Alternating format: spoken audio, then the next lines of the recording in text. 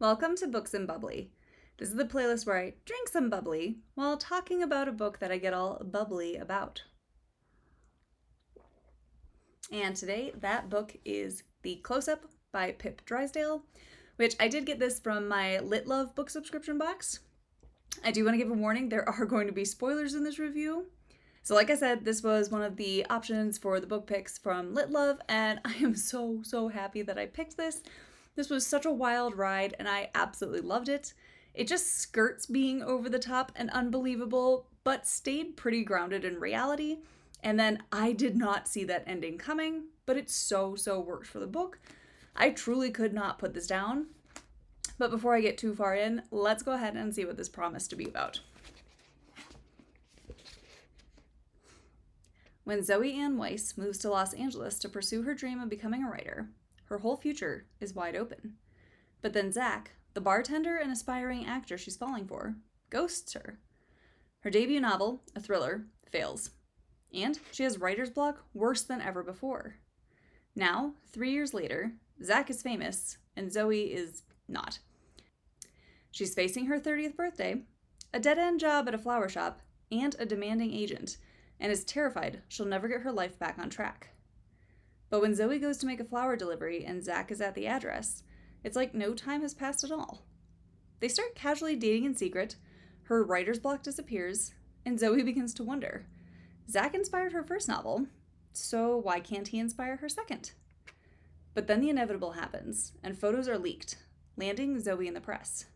Her first novel goes viral, and now everyone seems to know her name. Except the problem with everyone knowing your name is that everyone knows your name, including the mysterious stalker obsessed with Zach. A stalker who starts bringing the plot of Zoe's book to life, step by step. So yeah, in this we have Zoe, who is a struggling writer. She's published one book that didn't do amazingly well and is well past her deadline for her sophomore release. She is a deer in headlights as she cannot get herself to write. She is too paralyzed with fear and panic and feels that her dream of being an author is just completely over. Even worse, if she doesn't get something to her agent and publisher soon, she has to pay back the advance that she has already spent. So Zoe is truly between a rock and a hard place, but also trying to be an ostrich and stick her head in the sand and just avoid dealing with her issues. She's well aware she's in deep shit, but cannot find the motivation or inspiration to write anything. She's just trying to take it one day at a time and hope that lightning will strike and she'll just suddenly stop having writer's block and can get a book out. She is a total hot mess, but I was so rooting for her. As a struggling writer myself, I get it, girl. I get it. So to make ends meet, since she has spent that money that she made from her first book, she works at a flower shop and has to do the delivery one night. Normally her coworker and her friend V would do them, but she had an accident at work and slipped and messed up her ankle real bad, so Zoe has to go ahead and do the delivery, and what do you know, she runs into Zach, who's a former flame. Zoe is absolutely dying from embarrassment, as he is now a famous movie star. He's basically like Chris Pratt in like a Marvel movie, and she had a passionate 3 nights with him a couple years ago before he just ghosted her. So he used to work at the same bar as her ex-boyfriend, Will, and even helped her like pack up her stuff when Will just dumped her one night.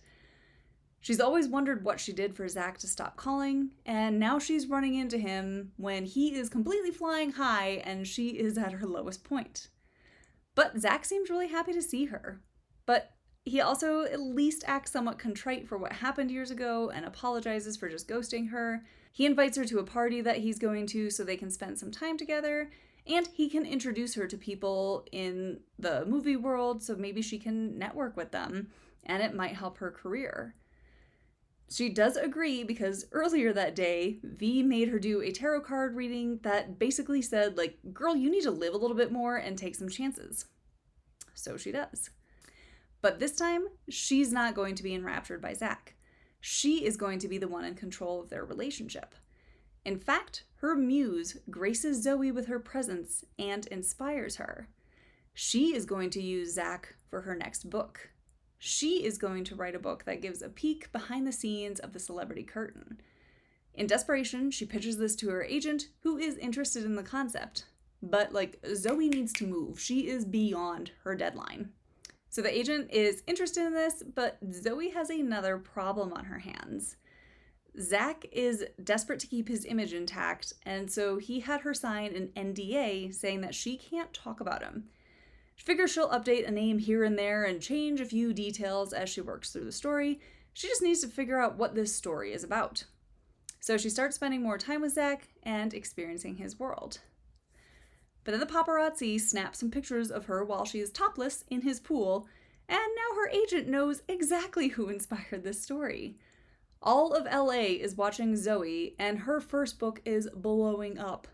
The agent and publisher love the coverage because, to them, I guess all press is good press, and they encourage her to keep it up and keep writing as they now know that Zach is the inspiration.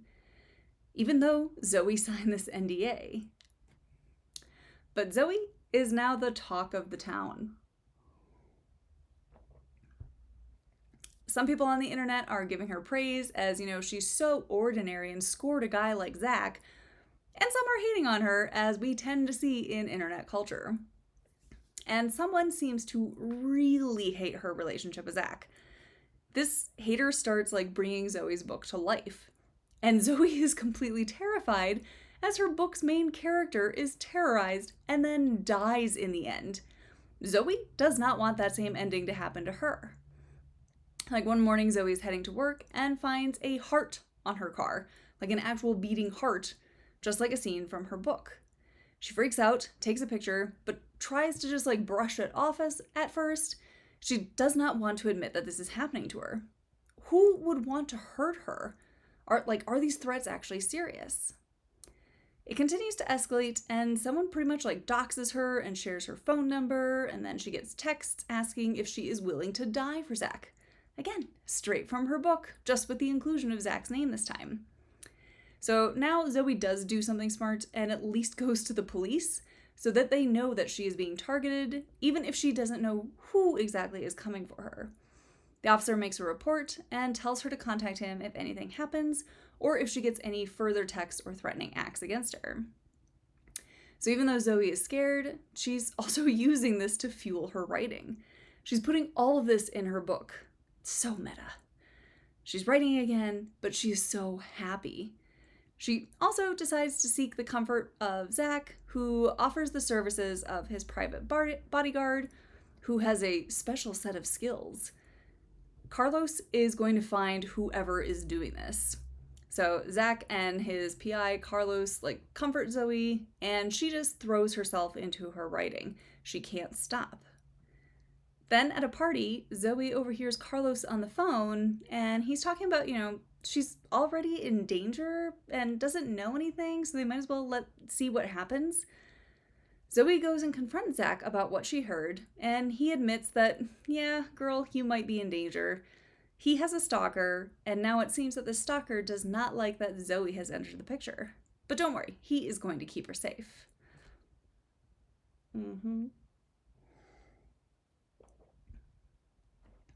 So again, she puts this into her new book and furiously writes it. She's scared, but she's also feeling so good just getting something written, even if it's a bit too autobiographical in the first draft. So the stalker continues to circle Zoe and let her know that, girl, you are being watched. She's even followed one night by a white Prius, and when she goes to make a flower delivery, she sees what she thinks is that same Prius parked in a driveway. She drops the flowers at the door and bolts, waiting to see who comes to the door because she thinks it's the stalker. But when the woman opens the door, it's interesting because Zoe recognizes that woman. Zoe met her at that first party that she went to with Zach. And that woman had made some cryptic comments about Zach and seemed very interested in his and Zoe's relationship. She freaks out and tells Carlos, but he tells her that no, that's not the same woman, because Carlos has also been keeping a very close eye on Zoe, so he just happens to be there where she's making her delivery. He shows her a picture from that night, but Zoe is pretty sure. She wants to go to the police, but Carlos persuades her not to. but she's so confident that she is right, that that is the exact same woman. She's starting to realize, like, maybe I shouldn't trust Carlos. She starts digging into his past and finds that he has been accused of some real shady shit. But she pretends she's cool with him just to stay in Zach's orbit and not make herself a target. So her coworker V, who is a struggling actress herself, comes in to work one day all frustrated as her improv partner didn't show up last night. And then later, V is upset as she found out that improv partner died suddenly. She shows Zoe a picture of the woman, and Zoe feels sick to her stomach. She recognizes the woman. It's the Prius owner, and that same woman from the party. She was absolutely right. She was being lied to by Carlos. But why? And did Carlos kill this woman to keep Zoe from discovering the truth? She left him near that woman's apartment. Could she have had an accidental hand in this? But again, why? So then Zoe remembers that Carlos had taken her phone when she started getting the threatening text messages, as he was going to try and track the phone number. And then again, she realizes, he's always around. Like, did he LoJack my car or did he LoJack my phone? So she starts realizing, like, her phone must have spyware on it. She and V are at this event that they helped decorate with their floral arrangements, and Zoe decides to abandon her phone so Carlos can no longer track her. She needs to get somewhere safe without Carlos knowing where she went. So she gets into the flower delivery van, and she's not alone in the van. Someone loops a belt around her neck and holds a gun to her head and tells her to drive. The kidnapper instructs her to drive to the flower shop and then locks her in the refrigerator where they keep the flowers fresh. This is not from Zoe's book, but she also knows that this is not a good development. She does not want to die at the flower shop, but is surprised that the person who kidnapped her is a man. Then a woman appears, and she comes and leads Zoe out, and as she's pulling her out of the fridge, Zoe recognizes this woman. The woman works for Zach. She's an interior designer working on his home. And then Zoe recognizes the man. It's her ex-boyfriend, Will, who used to work with Zach at that bar. The woman is crying and does not want anything to do with this kidnapping plot, and Will assures them both that when Zach pays the ransom for Zoe, it's all going to be over. Everyone will be fine. But then we see that Will isn't too stupid, as he has hacked into Zach's camera system, and they all watch as Zach, his agent, and Carlos all agree to pretend that they never got the ransom note. They'll let whatever is going to happen to Zoe. Oh, so sorry, girl. That sucks. So Will panics because this was not how he expected this plan to go. So he's trying to figure out what to do next. The woman explains why this is happening to her. So back in Zach and Will's bar days, they also worked together back then to rob people. They accidentally killed the third member in their group in a hit and run and have both been keeping this secret. Now, Zach was the driver of the vehicle, but Will was the one who told him not to stop because the police were coming because, the alarm went off at the place that they were robbing. The Prius driver, she was the girlfriend of the third guy and eventually found out the truth about what happened to him. She wasn't stalking Zach, nor Zoe. It was always Will who was stalking him. Carlos and Zach made Zoe think that it was the woman, as Carlos was looking for her as she posed a threat to Zach's career because she knew the truth of what he had done. Zach was using Zoe to lure Will out of hiding so that they could take him out too. They could not risk this secret coming out and tarnishing Zach's reputation. Like I told you, this ending came out of nowhere, but it so worked with what had been set up, and I loved it. Because Zoe has been an innocent pawn this entire time. That's why they had their crazy little 3 nights together, as Zach was trying to learn what Zoe knew and if she knew the truth about what he and Will got up to and what they did that night. When he realized she didn't know anything, he bounced. And then Will popped out of the woodwork and started threatening him, and he ran into Zoe and decided to use her as bait. Tell you, girl, You are just not catching any breaks here. So, of course, Will is pissed off that his plan is not going well, and he and the woman get into a fight, and she smacks her head on the work table and ends up bleeding out and dies. So Will is even more frantic now, as this was not the plan. He forces Zoe to help her wrap up her body and clean up the blood and crime scene. And then he's going to drive them somewhere, just to get rid of the body, but Zoe knows. She's not stupid. He's not going to let her live after this. So she attempts to run away, but he stops her. They struggle for a bit. She does end up getting control over the gun that he has, and she shoots him. She does end up telling the police everything, and they put her under protective custody or protection while she tries to finish her manuscript. She sends a copy to her agent and is completely ready to close this chapter on her life and move on. Unfortunately for Zoe, much like her book, that was her final chapter, because then we find out that Zoe was found drowned in her apartment complex's pool. By using her book for clues, the police end up interrogating Carlos and find him guilty. Her book becomes a bestseller, much like Beck from You, and V is set up to play Zoe in the movie adaptation. And Zach does do some time for his crime, but of course he finds a way to spin it when he's out and he wants to get back to work after taking, some time for therapy and to reflect on his poor choices. Now, I will be honest and say that I wasn't a fan of the final ending with her dying, but I do think that it totally worked for the story. It made sense. It was realistic and it had impact. But I just didn't personally love it, and I'm going to be salty about it. But story-wise, it is a sound ending.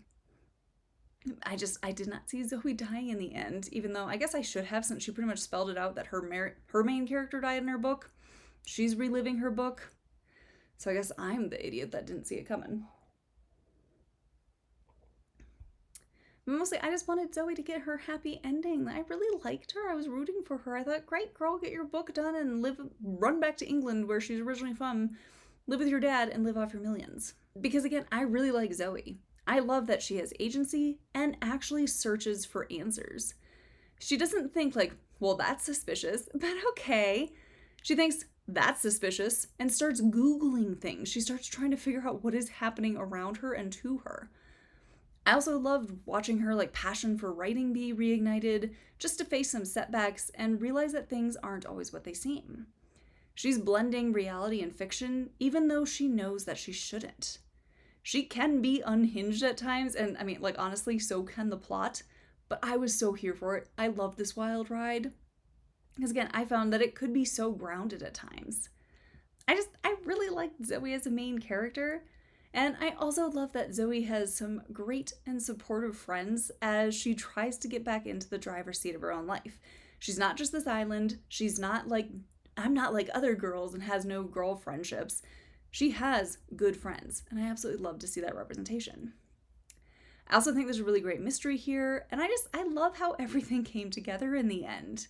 I did not see some of the twists coming, yet they were set up so well. I just wasn't paying attention to them as clues. I will say, this is how you do foreshadowing. You just scatter little things that then build up instead of being like, well, it can't possibly be that. Don't look at this hint, or, oh, don't think too much about that. This was subtle and it worked. Because I just didn't see how the pieces were going to fit until they all came together. Honestly, this book was a really tough one to put down at times. I would read it for just hours on end. I also really just enjoyed Drysdale's writing style, as it's not super flowery, but nor is it too basic. And I loved that she knows how to keep the pace moving. I flew through this and loved the blend of action and reflection. This concept was great, and it made for such an entertaining read. Now, this is a plot that I have seen done before, where an author's work is being reenacted in real life, but I really thought that this brought something fresh to the story idea.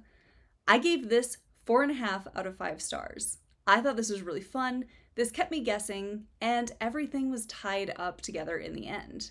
I'd really recommend this if you enjoy mysteries with writers as the main characters. So if you do have any recommendations for books that are similar to this, I would love to hear about them. Please share your recommendations in the comments below. Otherwise, thanks for joining me at Books and Bubbly.